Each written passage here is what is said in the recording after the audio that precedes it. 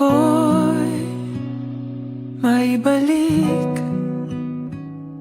pananabik sa iyong piling. Noong unang natagpuan, inilaang kaligtasan sa krus ko nakamit. Tunay na pag-ibig.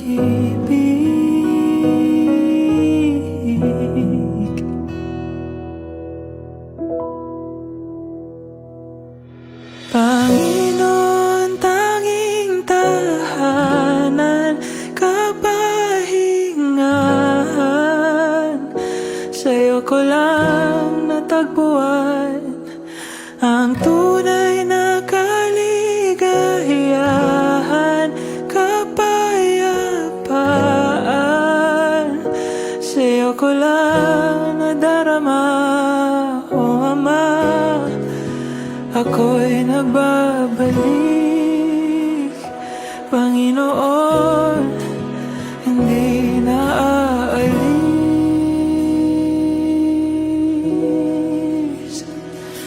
Dalangin ko'y maibalik, pananabik sa iyong piling. Noong unang natagpuan, inilaang kaligtasan sa krus ko nakamit. Tunay na pag-ibig.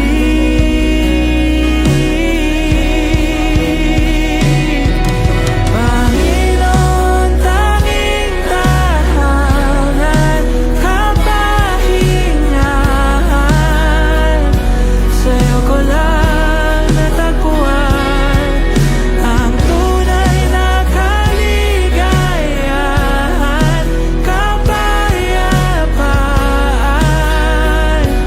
Sa'yo ko lang nadarama, o Ama. Ako'y nagbabalik, Panginoon, hindi na aalis.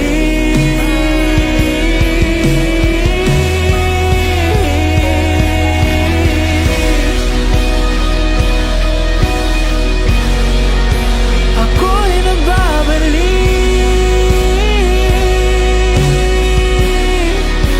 hindi na aalis.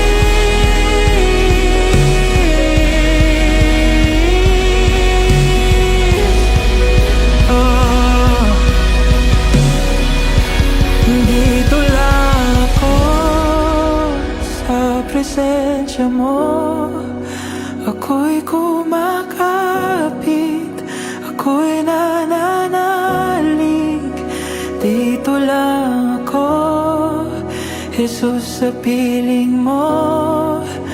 Sumasamba sa'yo lang, Ama. Dito lang ako sa presensya mo. Ako'y kumakapit, ako'y nananalig. Dito lang ako, Jesus, sa piling mo. Sumasamba sa'yo lang, Ama. Dito lang ako sa presensya mo. Ako'y kumakapit, ako'y nananalig. Dito lang ako, Jesus, sa piling mo. Sumasamba sa'yo lang, Ama. Dito lang ako sa presensya mo. Ako'y kumakapit, ako'y nananalig. Dito lang ako, Jesus, sa piling mo. Sumasamba sa'yo lang, Ama. Oh, Ama, ako'y nagbabalik, Panginoon, hindi na alis.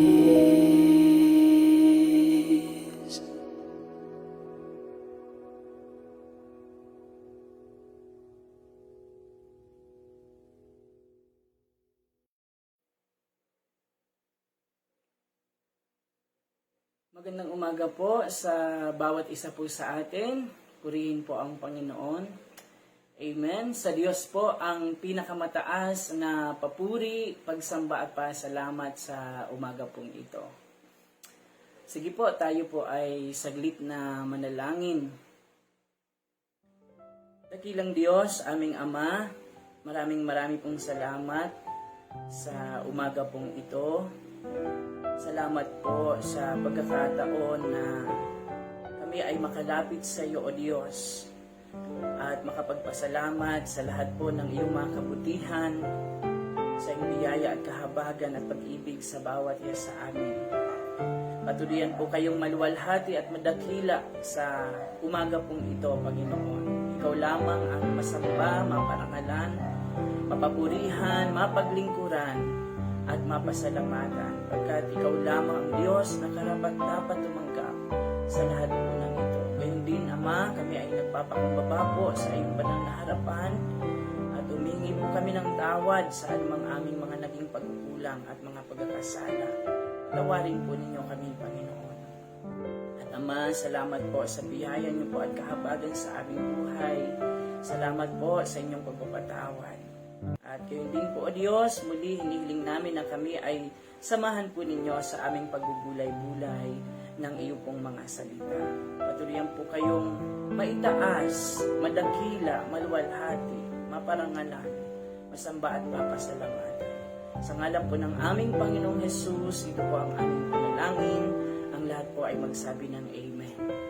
Amen. Purihin po ang Diyos. Yan. Tayo po ay nasa Genesis chapter 8 sa umaga pong ito.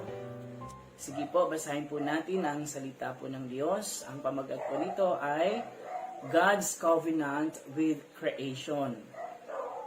Sabi po dito sa verse 1, hindi nawaglit sa isipan ng Diyos si Noe at ang lahat ng hayop na kasama niya sa malaking barko. Kaya't pinaihip niya ang hangin at nagsimulang humupa ang tubig. Verse 2, huminto ang mga bukal at tumigil ang pagbuhos ng ulan. Patuloy na humupa ang tubig at pagkaraan ng 150 araw ay mababa na ang baha.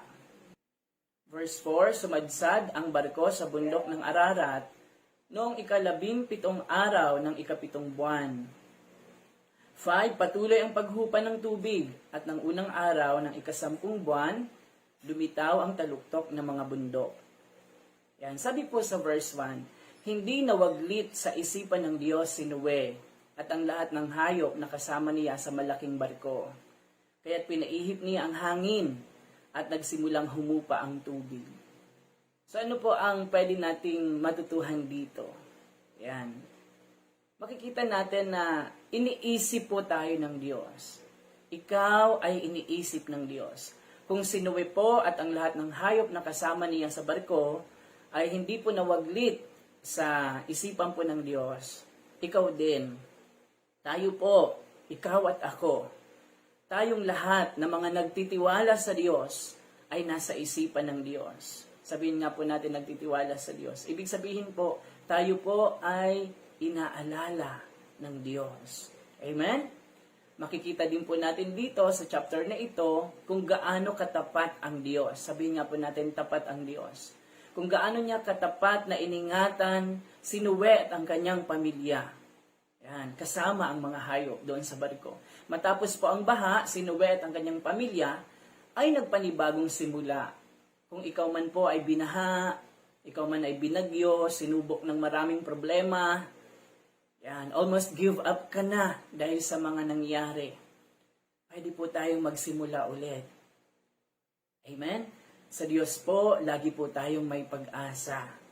Pwede ka ulit magsimula. And this time, kasama na ang Diyos. Amen? Sabihin po natin, kasama ang Diyos. Purihin po ang Panginoon. So ano pa po ang pwede nating makita dito? Makikita din po natin dito na nirestore po ng Diyos ang lahat pagkatapos po ng baha. Ganon din po tayo. Nais po ng Panginoon na tayo ay Kanyang i-restore at bigyan ng bagong pag-asa, ng bagong buhay. Amen? Sabihin natin bagong buhay. At kasama siya. Amen? Makikita po natin dito na nangako ang Diyos kay Noe. Ito po ang covenant. Sabihin natin covenant. Ito po ang covenant ng Panginoon kay Noe. Sabi niya, hindi ko na susumpain ang lupa dahil sa gawa ng tao, bagamat alam kong masama ang kanyang isipan mula sa kanyang kabataan. Hindi ko na lilipuling muli ang anumang may buhay kagaya ng ginawa ko ngayon. Hanggang naririto't buo ang daigdig, tagtanim, tag-ani. Palaging sasapit, tag-araw, tag-ulan, tag-init, tag-lamig, ang araw at gabi hindi mapapatid. Amen. Purihin po ang Panginoon. At tayo din po, makakaasa din po tayo sa mga pangako ng Diyos. Sabihin nga po natin, pangako ng Diyos. Ano man ang ipinangako niya, tiyak na tutuparin niya. Ano man ang kanyang mga sinabi, ay tiyak na gagawin niya. Amen? Amen po. Yan. Nawa po ay napagpala po tayo sa ating maikling pag-aaral ng salita po ng Diyos ngayong umaga. Purihin po ang Panginoon. Tayo po ay manalangin. Sa iyo po namin, O Diyos, minsan pa ibinibigay ang pinakamataas na papuri, pagsamba at pasalamat. Salamat po, minsan pa ay pinaalalahanan mo kami na kami ay nasa inyong isipan. Kami ay inyong inaalala. At salamat po aming Diyos na kayo po ay tapat sa iyong mga pangako. Na tunay nga na kapag ikaw ay nangako, ito ay inyong tutuparin. Ano man ang inyong sinabi, ito ay inyong gagawin. Sapagkat kayo ang Diyos na tapat. Salamat po, kami ay laging may pag-asa sa iyo. At inihiling namin aming Diyos na patuloyan niyo po kaming kahabagan at tulungan. Samahan in the name of Jesus. Pagharian po ninyo ang aming mga buhay, Panginoon. At patuloyan na ang bawat isa sa amin, O Diyos, ay makalakad sa iyong katwiran, sa iyong kabanalan. Makapamuhay kami ng matuwid at may kabanalan sa iyong banal na harapan. Ama, sa umagang ito, pinanghahawakan namin ang iyong mga salita, ang iyong mga pangako, na kailanman ay hindi mo kami pababayaan, hindi mo kami iiwanan. Salamat po aming Diyos. Patuloy nawa na inyong kahabagan ang bawat isa sa amin. Patuloy po ninyong alalahanin sino man, Panginoon, ang may mga dinaramdam sa umagang ito. Salamat po sa patuluyang himala po ninyo at pagpapagaling sa kanila pong lahat. Katagpuin po ninyo ang inyong mga anak, ang mga pangailangan ng inyong mga anak sa umaga pong ito in the name of Jesus. Ama, patuloyan po kayong maluwalhati, patuloyan po kayong madakila, patuloyan po kayong maparangalan. Pagpalain po ninyo, Panginoon, ang buong Miracle of Life family, ang aming mga pastor at ang lahat ng mga kapatiran, maging ang mga kapatiran sa ibang fellowship, Panginoon.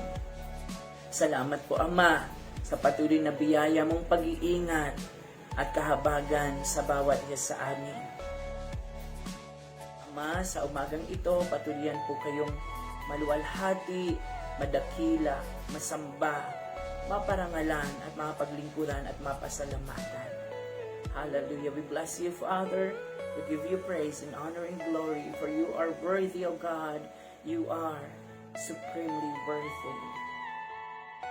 Tanggapin po ninyo ang aming pinakamataas na papuri, pagsamba at pasalamat sa umagang ito.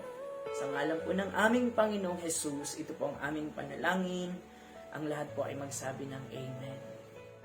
Amen. God bless you all po at magandang umaga po sa inyong lahat. Nawa po ay napagpala po tayo ng pag-aaral po ng salita ng Diyos, ng pagbubulay-bulay po ng salita ng Diyos ngayong umaga.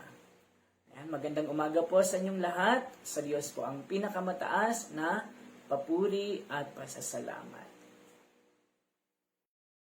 praise and glory, honor and strength unto our God, matchless, endless, more than restrained. This is our God, ever